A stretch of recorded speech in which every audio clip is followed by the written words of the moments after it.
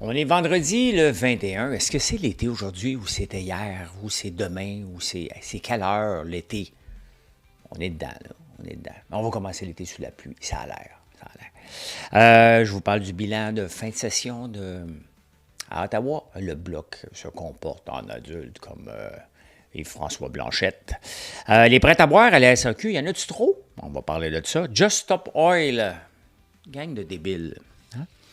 J'ai lu un article de quelqu'un que j'aime pas lire, que je trouve plate, puis je l'ai lu. Je vais vous dire de qui. On est rendu 41 millions. Oui. Le TSX, je vous ai parlé de la CAC, pas de la CAC, le CAC 40, comme quoi qu'il y avait eu une débarque, mais ça va pas bien au Canada. Ça va pas bien, du tout. Donc, je vais vous montrer ça. Les influenceurs font moins d'argent que vous pensez. Les bureaux hybrides, c'est bon ou c'est pas bon? Hein? Fisker fait finalement faillite. Ouais. Et à quel moment qu'un employé dit FU au système? Ben, on va parler de tout ça ce matin. On passe ça. C'est parti.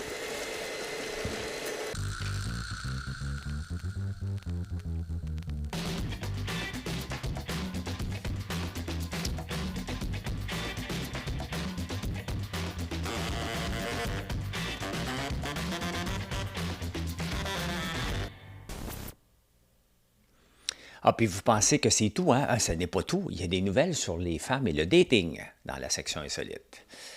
J'aime ça tomber sur des nouvelles comme ça. C'est les bilans. On aime ça faire des bilans. Hein? Là, c'est le bilan de fin de session à Ottawa. Et, bien entendu, Poilievre se fait dire qu'il il chiale trop, ça passe pas avec les Québécois. Justin Trudeau qui va passer l'été à réfléchir, va-t-il revenir, va-t-il pas revenir? Le NPD sert à quoi? Le Bloc, le Parti vert sert à quoi? Tout le monde se pose des questions pour revenir en force, mais il y a quand même une montée du Bloc québécois. Et tu sais, le Québec, on n'aime pas la chicane. On n'aime pas les controverses, puis Poilievre en fait beaucoup, donc on se dit on va aller vers quelque chose de rassurant. Et pour nous, être dans le rassurant, c'est le Bloc québécois. Maintenant, le Bloc québécois sert à quoi? Yves-François Blanchette, qui joue des fois, il a joué un peu. L'affaire, c'est que Yves-François Blanchette, du Bloc québécois, est reconnu pour son côté pitbull. Mais là, il y en a un plus que lui, qui est Pierre Poilievre. Donc, il est obligé de jouer à l'adulte dans la place. Mais l'affaire, c'est jouer à l'adulte dans la place, c'est de ne pas faire de controverse, de chercher le compromis, d'être en accord. Cependant, en jouant à l'adulte dans la place, il devient un subalterne de Justin Trudeau. Et c'est ça. Ils ne font pas de chicane. On n'aime pas la chicane. Puis s'ils faisaient de la chicane, le reste du Canada dirait, regarde, c'est des faiseurs de troubles. Mais en même temps, ils sont là pour promouvoir la souveraineté. Tu ne peux pas faire la souveraineté sans faire un peu de chicane. Donc, vous voyez, maintenant, on est rendu avec des politiciens de carrière chez le Bloc. Ah, c'est beau, ils ne font pas de chicane, c'est parfait, on n'aime pas la chicane, mais ils ne font pas de remous. Et ils ne viennent pas trop contredire, ils ne mettent pas leur pied à terre quand Justin Trudeau fait un paquet de niaiseries. Ce que Poilievre est obligé de faire, parce que c'est vraiment des niaiseries qu'il fait à tour de bras, Justin Trudeau. Donc, le Bloc sert à quoi en jouant à l'adulte? Il ne joue pas à l'adulte, il joue à sa réélection. Et ça marche. C'est ça qu'on veut, c'est ça que vous voulez. C'est à ça qu'il faut se poser comme question. C'est ça qu'il faut se poser. Je le répète 2 fois. Hein? Ça a l'air qu'il faut le répéter 3 fois. C'est ça qu'il faut se poser comme question. En parlant de questions, hey, regardez ça. Ça n'a pas de bon sens. Just Stop Oil, tu sais, qui aspergent de peinture bien entendu, faite avec du pétrole, là, on va se le dire. Là, ils ont été attaqués les roches de Stonehenge en Angleterre. Sincèrement, ces gens-là sont dérangés mentalement. Et cette peinture-là n'est pas végétale. Ils n'ont pas fait bouillir des betteraves avec un panneau solaire. Là. C'est de la peinture chimique. Là.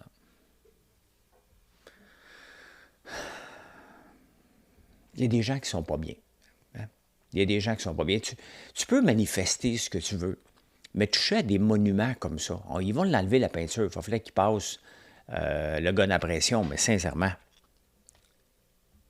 ce que là, c'est sa place. Et penses-tu vraiment qu'on va réduire le pétrole? Réduire le pétrole, c'est de longue haleine. C'est très long. On est là-dessus, mais on n'est pas sorti du bois. C'est pas en manifestant. Je me dis pas, oh, tabarnouche. Ils ont été beurrés une peinture, une roche, c'est vrai. Il faut que je vende mon camion tout de suite puis que je me promène en campagne avec un bicycle à pédale. Là, t'sais. Mais non. Mais non, mais non, mais non. Il y a un gars que je trouve particulièrement plate dans la presse. Et je ne lis jamais. Sincèrement, je ne sais pas si vous le lisez ou si vous lisez la presse, mais si vous lisez, est-ce que vous lisez Maxime Penneau-Jobin, l'ancien maire de Gatineau? Je le trouve, sincèrement, là, je le trouve plate. Ses angles sont plates, ses textes sont plates et ses titres sont plates. C'est même pas perso, je ne connais pas le gars, puis je ne suis pas en guerre contre lui, je le trouve juste plate. Et aujourd'hui, il marque... bon, ce qu'il veut faire, c'est de donner une grosse jambaine à Pierre Poilievre, parce qu'il ne veut pas investir dans le tramway de Québec. Et il dit que les idéologues en politique sont un danger public. Et pas seulement en politique, dans les débats. Tu sais, des fois, on débat avec Patrick Bonin de Greenpeace au débatteur. C'est un super bon Jack, Patrick. Là. Salut Patrick, si tu m'écoutes. Mais maudit qu'il devient militant dès que la caméra est allumée, puis là, tu ne peux plus avoir de discussion avec lui. Ils ont une idée, et that's it, ils ne sont pas là pour discuter. Sauf que Maxime Jobin-Perreault est ami avec Valérie Plante, puis il la défend tout le temps. Puis là, il écrit dans le texte, « Un idéologue est un danger public. » Valérie Plante, c'est une militante anti-climat, militante de Québec solidaire. Et j'assume qu'elle est Québec solidaire. Ça, c'est mon... Ben, je pense que c'est assez évident. Là. Votre certainement pas libéral. Là. Donc, que la gestion de l'État avec des idéologues est un danger public. Maxime Jobin-Perreault. Penneau. Salut. On dit, t'es parfait, fais juste l'élargir pour tout le monde. Tu ne peux pas choisir qui t'inclut là-dedans. Valérie Plante est une idéologue, est une militante. Encore plus que Pierre Poilievre. Parce qu'il était au pouvoir, on peut voir les dommages que ça fait en ce moment. Eh bien, écoutons, hein, on est passé de 40 à 41 millions au Canada, on a le temps de le dire. Hein. On est à 41 millions maintenant, ça a pris 10 mois de passer de 40 à 41 millions. Et là, ça devrait ralentir. C'est sûr que l'immigration, il y en a beaucoup trop. Il y en a beaucoup trop pour notre capacité à les intégrer, notre capacité à les loger aussi. Donc, il va falloir que ça slack un peu la pédale. Mais Justin Trudeau, c'est un idéologue aussi. Lui, il va avoir 100 millions de personnes au Canada. On a la capacité, éventuellement, pour accueillir. Et on en a probablement besoin. Le taux de natalité, là, pour renouveler un pays, c'est 2,1. Quand je regarde en Europe, dans les journaux ce matin, il y avait une carte, c'est pas fort. C'est en moyenne 1,5, de 1,16 en Espagne. Ici, on est à 1,5, même chose qu'en Croatie. On s'en va vers une décroissance humaine, là, bientôt. Il y a beaucoup de bébés en Afrique, là. C'est la seule place qu'il y en a beaucoup. Parce que le pape a dit « faites des bébés », puis ils ont compris, ils sont très catholiques, donc ils font des bébés. Hein. Mais on s'en va vers une décroissance. La Chine va avoir moins de personnes dans un avenir, d'ici 2100. Le Japon aussi. Donc, on a atteint probablement le maximum d'êtres humains sur Terre par rapport à notre capacité, notre vouloir de se renouveler, tout simplement. Donc, on est rendu là, mais là, pendant ce temps-là, on est encore dans un pic jusqu'à temps qu'il y ait moins d'immigrants. Ouais. Hey, c'est la dernière de Gino Chouinard. J'ai rien à dire. J'ai jamais été interviewé par Gino Chouinard, mais j'ai une anecdote avec lui. Il est très ami avec Sébastien Delorme. Bon, je faisais beaucoup de vélo avec Sébastien Delorme. Et Gino Chouinard voulait s'entraîner parce qu'il faisait la grande boucle. Ça fait, écoute, mes enfants étaient jeunes. Ça fait longtemps. 2010 à peu près. Et Gino n'avait jamais roulé en vélo dans un peloton. Et il voulait apprendre à rouler dans la roue de quelqu'un. Et c'est très dangereux. Et il y avait Sébastien, il y avait d'autres personnes, mais il y avait Sébastien, moi, puis il y avait Gino Chouinard derrière moi. Puis il n'a jamais roulé dans la roue de quelqu'un. Si vous n'avez jamais roulé, quand vous regardez les courses de vélo, si vous n'avez jamais été pris là-dedans, c'est assez stressant, puis il faut que tu sois aux aguets. En même temps, il ne faut pas que la personne devant toi freine, puis que tu n'es pas prêt. Et Gino regardait à terre, il n'a pas regardé en avant, sauf que Sébastien a freiné solide. J'ai eu le temps de freiner parce que j'ai été habitué de rouler en peloton, puis, mais Gino n'a pas eu le temps. Il me fessait dedans. Tout a bien été. On a planté les deux, là, on a planté. Mais il n'y a pas eu d'accident, il n'y a pas eu de scratch. Il était en maudit, hein, Gino Chouinard, on veut tous être Gino Chouinard. Pas être pris dans la controverse, mais il est en maudit cette journée-là. C'est ça. Je l'ai raconté aussi sur Facebook, mais bon, en écrit puis en vidéo.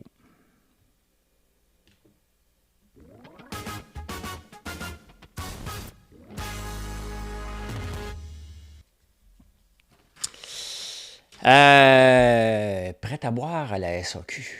Ils vont ouvrir un appel d'offres. Je ne sais pas s'ils veulent avoir du café infusé à froid. Hein? J'ai ça, moi, en canette. Ils aiment ça. Pas d'alcool. S'ils veulent de l'alcool, moi, me chercher un permis, moi, le mettre 2-3 gouttes. 2-3 gouttes. Va faire une boisson à l'érable. On va mettre ça là-dedans. Mais, j'en ai. Non, je ne sais pas. Mais 11% des ventes représentent des prêts à boire. Fin de semaine passée, c'était le pique-nique annuel de ma blonde avec ses amis. On va au parc Jeanne-Mance. Puis j'ai bu un seltzer. Olivier Primo a arrêté d'en faire. Y a-t-il quelque chose qui sert à rien dans la vie qu'un seltzer? Hein? C'est pas une vodka, c'est pas une bière. C'est comme entre les deux. C'est comme plate un peu. Sauf que ça saoule. Tu sais, des prix rien qu'une, là, à 4 mais c'est facile d'en enfiler 4-5, peut être plus que chaud d'ail, là. Donc, ça augmente. Il y a 190 produits. Est-ce qu'il y en a beaucoup? Bien, c'est drôle, parce que le président des microbrasseries dit non, non, non, il n'y en a pas assez. Oui, il y en a trop. Ils sont tous pareils, là. Comme n'importe quoi, il y en a qui vont tomber là-dedans, là. C'est d'une évidence même. Où ça me dérange, la SAQ, c'est qu'ils vendent des boissons sans alcool. Tu sais, à un moment donné, laissez ça au dépanneur. Je comprends, mais il faut falloir élargir, aller devenir une SAQ de dépanneur si on veut ça, offrir. Tu sais, c'est sûr que la SAQ, il va all-in dans le commerce de détail de sa spécialité, avec des accessoires. Il n'y a pas de place, on ne peut pas acheter des verres de vin à la SAQ. C'est juste une place pour vendre. Mais ils ne se gênent pas. Ils veulent probablement pas faire concurrence aux autres, mais ils ne se gênent pas pour faire concurrence aux dépanneurs quand ça fait leur affaire. C'est ça, à un moment donné, il faut juste que tu aies un mandat plus large et que tu choisis pas selon tes humeurs, là. C'est soit que tu es un rendez-vous de tout ce qui est à consommer. Donc, inclus mon café infusé à froid. Donc, j'attends l'appel. Allô? Oui, bonjour, François Lambert. C'est la SAQ. On aimerait avoir ton prêt à boire. Bon, parfait. Combien? Combien t'en veux? Il y a un excellent papier de Richard Martineau que j'interprète à ma façon. Mais à quel moment un employé dans une organisation dit « fuck you hein? » m'a faire comme les autres. Parce que tous les employés, à la base, il y a très peu d'employés qui rentrent et disent « moi, je vais aller me pogner le derrière toute l'année, retarder les dossiers constamment et juste pour ramasser ma paye puis sacrer mon camp. » Il y en a. Mais la plupart, il faut être honnête, là, la plupart des gens rentrent avec une volonté de vouloir changer. Puis qu'est-ce qu'on se fait dire quand on commence notre carrière? « Hey, le jeune, tu sais, ça fait 25 ans qu'on le fait comme ça. » Bien, peut-être. Le jeune devrait répondre, ça se peut. Sauf que ça fait 25 ans, tu le fais tout croche. Maintenant, on va le faire avec les nouvelles techniques du jour. C'est assez rare. Écoute, je suis rentré au gouvernement, puis je me suis le fait dire plusieurs fois, calme-toi, va moins vite. La pause, elle commence quand tu as ton café dans les mains. Pas quand tu marches pour aller chercher ton café. Tu sais, tranquillement, je rentrais dans le moule. J'ai quitté après 5 ans. Il n'y a rien de mal. Je ne suis pas en train de dire que les fonctionnaires, même à un moment donné, tu commences à dire, ben fuck you. Je ne me battrai pas tous les jours. Donc, qu'est-ce qui se passe avec une entreprise comme la Ville de Montréal où il n'y a pas de direction, puis il n'y a pas personne pas pour installer la peur, mais une question de respect. Pensez-vous vraiment que Valérie Plante, elle impose le respect aux employés de se dépasser, de se défoncer? La réponse est non. Puis on peut le voir, ça déboule partout dans toutes les organisations. L'OCPM est un exemple parfait. Il y a un gros fuck you de l'OCPM à tout le monde. Puis ils s'en foutent un peu, il n'y a pas de responsabilité, il n'y a aucune tête qui tombe. Il y en a une couple, là, mais Dominique Olivier, qui était l'instigatrice de ce dépassement de coût-là, est encore là. Elle fait juste se plaindre, j'ai pas été On est contre moi parce que je suis une femme, on est contre moi parce que je suis noir. Elle utilise tous les stratagèmes pour pas qu'on soit capable de la challenger, mais à la fin, c'est une incompétente. Mais puisque Valérie Plante la protège, mais c'est le message qui est envoyé à tous les autres employés. Vous pouvez être incompétent ici, vous n'avez aucun danger. Donc, à un moment donné, un employé de bonne foi finit par dire, ben, fuck you, that's it. Je décroche et je fais juste ma job. Donc, si on me demande non, de façon non verbale, et enverra pas email, retarder les permis de 215 à 540 jours, le mémo va être plus être. Soyez vigilants lorsque vous émettez un permis. Assurez-vous. Tu sais, c'est des mots qui vont faire comme tabarnane, il faut que je fasse attention. OK, ben, je vais vérifier un petit peu plus. Ça va prendre un petit peu plus de temps. Moi, le mettre à côté, il est compliqué. Je vais revenir après. Et on se ramasse avec une ville tout croche après. C'est ça. Mais ça, c'est le lot, pas seulement des villes, c'est le lot de toutes les entreprises où il manque de direction. Puis c'est pour ça que quand on voit qu'un nouveau CEO arrive, le PDG a souvent un grand impact dans le futur de l'entreprise. Puis si vous ne le croyez pas, regardez certaines compagnies à la bourse qui nomment un nouveau PDG, les ventes, l'action va monter ou descendre par rapport à son pedigree. Et regardez, si vous ne croyez pas, regardez ce qui est arrivé avec Chrysler, Lee Iacocca. Ça, c'était dans mes années d'université. Quelque chose de super intéressant. Il a changé Chrysler avec le modèle K, là, entre autres. Donc, mais les gens peuvent faire une différence. Les dirigeants font une différence. Et si on ne veut pas que les employés fassent un gros FU au système qui les nourrit, ben, il faut s'assurer qu'il y a quand même un climat qui pousse à augmenter la productivité. En parlant de productivité et d'admiration, Valérie Plante et beaucoup de gens capotent sur Fadi Daguerre. Mais regardez, il y a un sondage en ce moment. Donc, Fadi Daguerre fait combien de temps qu'il est là? Un an et demi? Hein? Donc, techniquement, il y a déjà eu un impact. Les gens ne sont pas satisfaits de la police. Bien, ils sont satisfaits à 78 %, mais l'ensemble de la province, c'est 82 %. Donc, Fadi Daguerre aurait dû avoir, avec toute la publicité qu'il y a eu, puis tout son arrivée disant que c'était le dieu de la police, il aurait dû être plus performant que le restant de la province. Il ne l'est pas.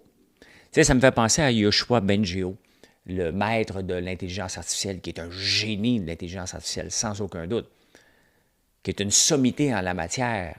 Mais qu'est-ce qu'il a accompli comme how do you monetize this? Comment il a monétisé ça? Tu as beau connaître l'intelligence artificielle, tu as beau l'avoir étudié, tu as beau être capable d'en parler, mais comment tu le monétises? À date, il y a un seul grand génie de l'intelligence artificielle qui dépasse tout le monde. Il s'appelle pas Yoshua Bengio, puis je ne suis pas contre lui. Hein? C'est Sam Altman de ChatGPT. Il était capable de changer le monde. Si l'action d'NVIDIA explose aujourd'hui, c'est parce que ChatGPT est venu au monde. Ça a changé complètement le monde. Yoshua, il va falloir qu'il livre une marchandise. À un moment donné, il faut que tu livres quelque chose. Ce n'est pas en disant faites attention, faites attention. Ben, c'est un peu la même chose avec Fadi Daguerre. Il n'a rien livré à date. À un moment donné, il faut que tu livres. Il faut que tu montres que tu es le génie. Valérie Plante a quand même dit. Il est bon parce que je l'ai choisi. Si c'est juste ça, ta qualité, tu es dans le trouble. Tu es dans le trouble. Tu es dans le trouble.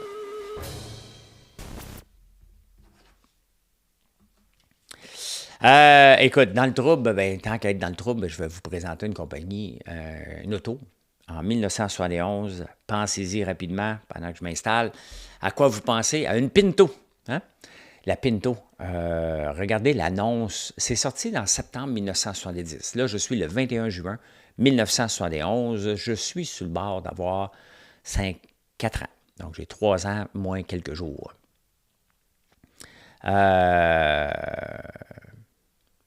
Un professeur, M. Paul Charlebois, professeur de mathématiques à Longueuil, fait régulièrement beau temps, mauvais temps, 50 000 par jour. Pas peur, lui, de gaspiller du gaz. Hein? C'est une voiture qui répond parfaitement à mes besoins. Puis, j'en ai pour mon argent. Puis, regardez comment c'est écrit. Hein? La Pinto, c'est une voiture qui est très fiable. Auparavant, j'avais une voiture de marque européenne. Je pense, pas je pense, hein, J, apostrophe, je pense qu'avec le Pinto, j'aurais un bon service. J'aurais. Puis aussi, j'aurais plus de facilité à obtenir des pièces de rechange. Après une vérification sur une période d'1 mois, je peux affirmer qu'elle consomme 30 000 au gallon. Donc, une petite voiture des plus robustes. Et maintenant, je vous amène L'affaire Ford Pinto, des débuts inquiétants. Se sont envolés en fumée quand on a découvert que la voiture présentait une défaillance technique particulièrement dangereuse, voire mortelle. Donc, la Pinto prenait en feu. Voilà. C'était laid, hein? C'était laid, ces autos-là. Je m'en souviens, il y en a eu plusieurs, là. Mais...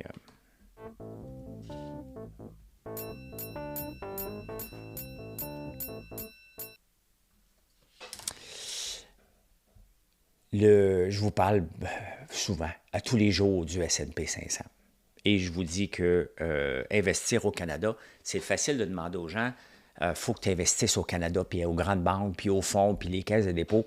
Investir au Canada, bien regardez le mois dernier au Canada, moins 4,23 quand même, hein? Et si on regarde le S&P 500 pour la même période, pour un mois, bien 3,37 En termes de match de hockey, on est dans les séries éliminatoires, là, ça c'est un match de 4 points. Donc, mettons que tu avais mis 1000 pièces. On s'entend que un mois plus tard, tu aurais eu 3 donc 1033 pièces. Si tu le mets au Canada, tu as moins 4 40 pièces. Donc, tu as 970 pièces dans tes mains versus 1033. C'est ça, l'impact de ne pas livrer. Pourquoi? Parce que c'est les mines, l'instabilité. On a baissé nos taux d'intérêt. Normalement, aux États-Unis, en baissant les taux d'intérêt, la bourse va augmenter. C'est ce qu'on anticipe beaucoup. Bien, pas au Canada. On est un pays de ressources et on traîne toujours de la patte. Donc, c'est sûr, si on regarde en ce moment, current year, on est à 3 Est-ce que ça, c'est le S&P 500? Ici, current year, 3 Au total, on est pas mal. C'est un peu la même chose. Je veux juste m'assurer qu'on parle de la même affaire. Ça, c'est le S&P 500. Oui, parfait. Donc, au total, on est la même chose, mais là, on traîne de la patte encore. On traîne constamment de la patte par rapport à ce qui se passe aux États-Unis. Regardez, il y a quelqu'un qui m'a envoyé ça sur, j'oublie son nom, sur LinkedIn.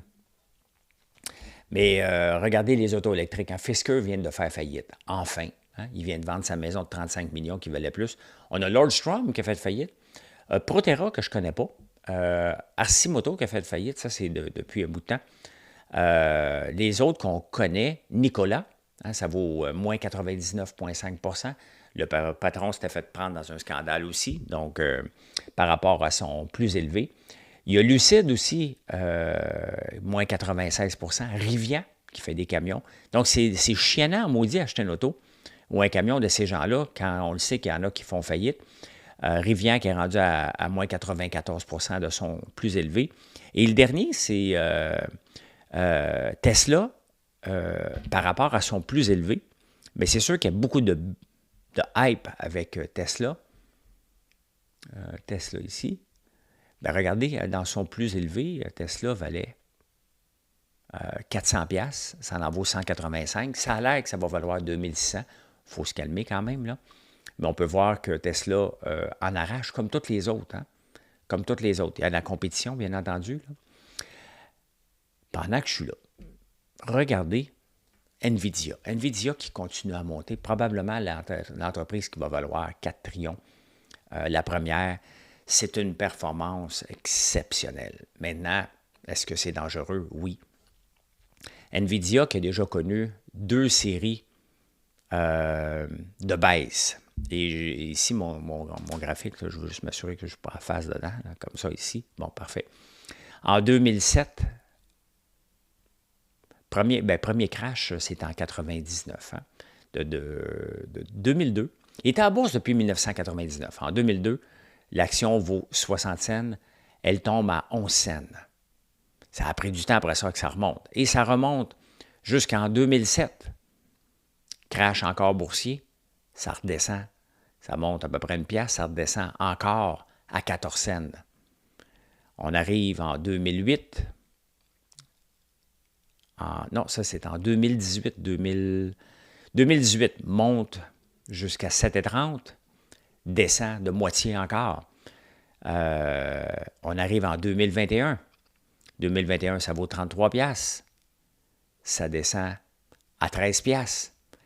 Est-ce que NVIDIA peut t'offrir comme ça sans avoir de débarque de 40 50 C'est très dangereux de penser le contraire. Faut être prudent.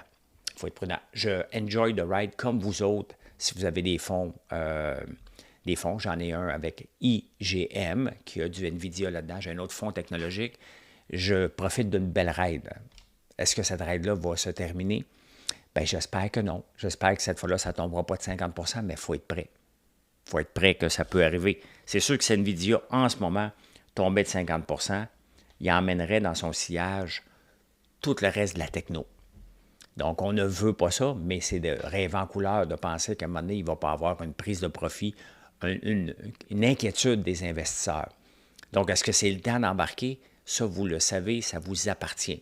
Cependant, si quelqu'un avait investi quand NVIDIA est arrivé à la bourse, comme un jeune Blanc-bec, en 1999, puis aurait oublié d'aller ouvrir de toutes ces années-là, dans les 25 dernières années, son état de compte, bien, sachez que pour chaque dollar que vous avez mis, vous en auriez eu 591 000. C'est le rendement. 591 000, 0,78.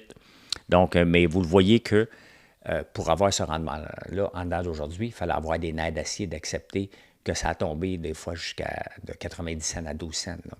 Donc, voilà. Hein. Les influenceurs de social media, hier, je vous ai présenté une nouvelle compagnie avec Vicky Boudreau qui vient d'avoir 750 000 $ du gouvernement provincial. Aucune idée de ce qu'ils font là-dedans pour faire vivre des nano-influenceurs. Des influenceurs avec beaucoup de reach, qui ont 400 000 reach, font moins que le salaire moyen aux États-Unis. Le salaire moyen aux États-Unis est de 58 000 $. Donc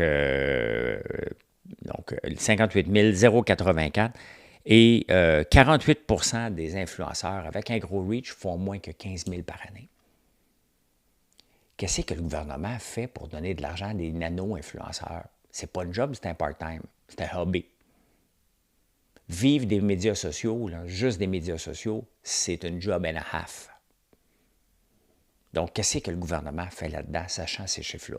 Sincèrement, à part la réputation de Vicky, qui a une bonne réputation dans le milieu, le gouvernement n'avait aucune raison de lui donner autant d'argent, sachant que le marché des influenceurs est overrated, à côté dans le tapis. Hey, travaillez-vous en mode hybride? Il y a quelqu'un l'autre jour qui me dit, François, c'est bien le fun de retourner au bureau, là, mais des fois, il manque de bureaux. Parce que le gouvernement, mettons, fédéral, il a embauché 100, ça va être rendu à 140 000 personnes. Là, ça continue. Pas parce que j'ai dit que c'était 110 000, 119 000 l'autre jour que ça a arrêté. Là, ça continue les embauches au gouvernement fédéral. Donc, les gens vont au bureau. Il manque de bureaux. Donc, ils placent les gens un peu partout, peu importe le département que tu es. Fait qu'on dit, il faut que tu reviennes travailler 3 jours au bureau. Parfait, je vais travailler 3 jours au bureau pour avoir une chimie, travailler en équipe. Le problème, c'est que ce n'est pas tout le monde qui travaille dans la même journée au bureau. Et souvent, tu es dans un bureau avec pas un de tes collègues à côté de toi. Donc, tu es au bureau, mais tu es seul dans ton cubicule comme si tu travaillais de la maison. C'est la nouvelle réalité du hybrid work. Hein? Parce que si tu veux faire travail au bureau, ça devrait être tout le monde en même temps. Tout le monde, même chez nous, dans une de mes entreprises, à IVA Technologies, je vois tout le temps, je ne vois pas, là, mais, parce que je ne travaille pas pour eux autres, là, mais je le vois dans les emails Thursday obligatoire. Tous les jeudis, le monde devrait être là, puis ils l'ont annulé. Ils ne sont même pas capables de convaincre une vingtaine d'employés de se présenter à face le mercredi. Donc, le jeudi, je veux dire.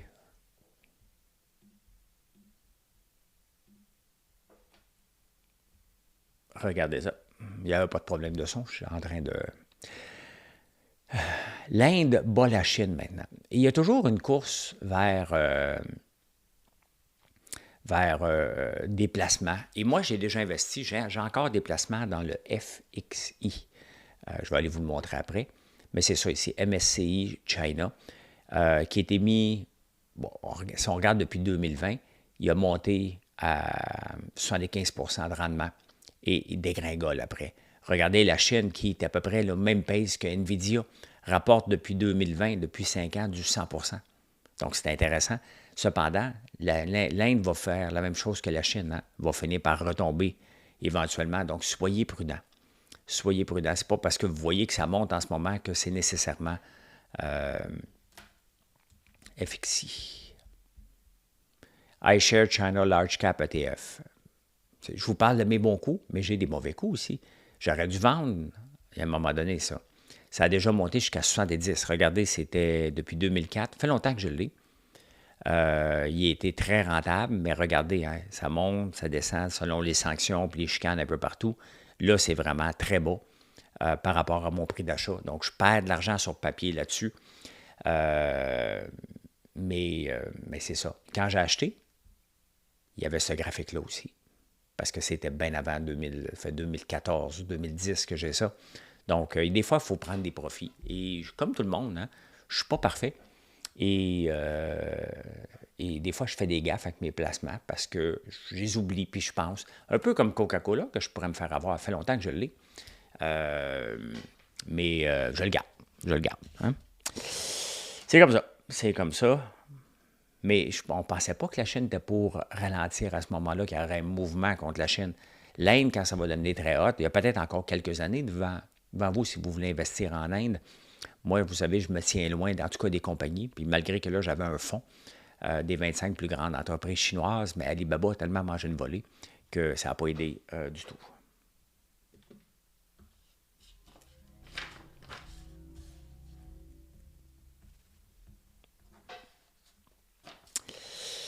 Ah, il y a une pilule contre l'élargissement de la prostate. C'est fantastique. Des fois, ils inventent quelque chose. Ils font des recherches pour régler le cancer de la prostate. Et là, c'est l'élargissement de la prostate avant qu'il y ait un cancer. Et, ou peut-être pas avant, mais juste le fait qu'elle prenne de l'expansion. Et ils ont découvert que les gens qui prenaient cette pilule-là avaient moins de démence. Parce que la démence chez les hommes, peut-être chez les femmes aussi, là, mais est un sérieux problème. Donc, intéressant. Un peu comme l'Ozempic. On ne s'attendait pas à ce que ce soit bon contre le diabète et les maladies du cœur. Mais on voulait juste faire maigrir, on voulait juste régler le diabète, aider les gens avec le diabète. Finalement, c'est utilisé pour autre chose. Puis en même temps, c'est sûr que si tu maigris, tu risques de régler ton problème de diabète de type 2, en tout cas. Donc voilà. Hein. Êtes-vous une femme confiante? Êtes-vous une femme confiante, vous autres? Hein? Il y a une étude qui est sortie que les femmes confiantes vont avoir tendance à choisir un homme plus grand qu'eux. Donc, ils ont mis une femme de 5 pieds 8, à peu près la grandeur. Marilyn est 5 et 7. Donc, puis j'ai pas tout à fait 6 pieds. Donc, les femmes qui sont confiantes en elles, hein, qui ont un degré, donc, vont avoir tendance à choisir « Je veux lui. C'est lui que je veux. » Lui là-bas. Là. S'il mesure en haut de 6 pieds, elle le veut. Donc, c'est à elle, elle est confiante. Ça ne veut pas dire qu'elle est belle. Elle a confiance elle est confiante en ses moyens. Et finalement, un autre article dans le même journal sur le dating dans la quarantaine pour les femmes. Il y a une femme qui a dit, écoutez, arrêtez de rêver, là. Hein? Dater avec un enfant à la maison dans la quarantaine, c'est pratiquement impossible. Et la réponse d'un des gars qui a daté des femmes de 40 ans, ça me fait rire parce que c'est exactement Marilyn à 40 ans avec un enfant. Et la réponse de l'homme, lui, l'homme, il dit, moi, là, être un dad taxi, entendre parler des examens de l'enfant et se battre pour avoir l'attention, c'est ma vie, hein? Mais je ne peux pas rien faire, c'est elle qui m'a choisi. Ma vie, c'est ma vie, c'est ma vie. Non, mais c'est vrai pareil, hein? Je ne joue pas au dad taxi, Marilyn est très autonome, elle se promène, quand elle a besoin de l'auto, elle le prend. Mais c'est sûr que j'écoute, j'entends pour les examens, mais c'est niaiseux parce que le bonhomme est selfish pas mal, puis la femme est défaitiste dans cette histoire-là que je vous raconte dans les journaux. Mais c'est vrai que la différence d'âge qu'on a, Marilyn et moi, le fait qu'elle a un jeune enfant, ben c'est exactement ça. Hein? J'entends pour les examens. Il y a des activités la fin de semaine. Je suis obligé de me battre pour avoir de l'attention. Donc, c'est sûr que quand on est avec Gaël, c'est Gaël qui a l'attention. Et je n'essaie pas de partir un sujet, ça ne donne absolument rien. Donc, il faut choisir, il faut s'adapter. Puis, je ne suis pas en train de me plaindre, ça m'a juste fait rire cet article-là, parce que c'est sûr que si tu fights, puis tu veux être égocentrique, penser rien qu'à toi, ça ne marchera pas. Donc, moi, j'ai choisi mes batailles, puis quand j'ai le goût de parler avec Marilyn, je le fais quand on est seul. Quand on marche, je vais aller chercher Gaël. Maintenant, il va en vélo, fait que je ne suis même plus là. Je suis même plus là. Mais où est-ce que je suis, par contre? Je suis ici. Merci d'être là. Bon vendredi, bon été. Ça commence aujourd'hui. Les écoles sont finies. Hein? Donc, passez une excellente journée. Puis, venez nous voir sur françoislambert.one. Allez, bye.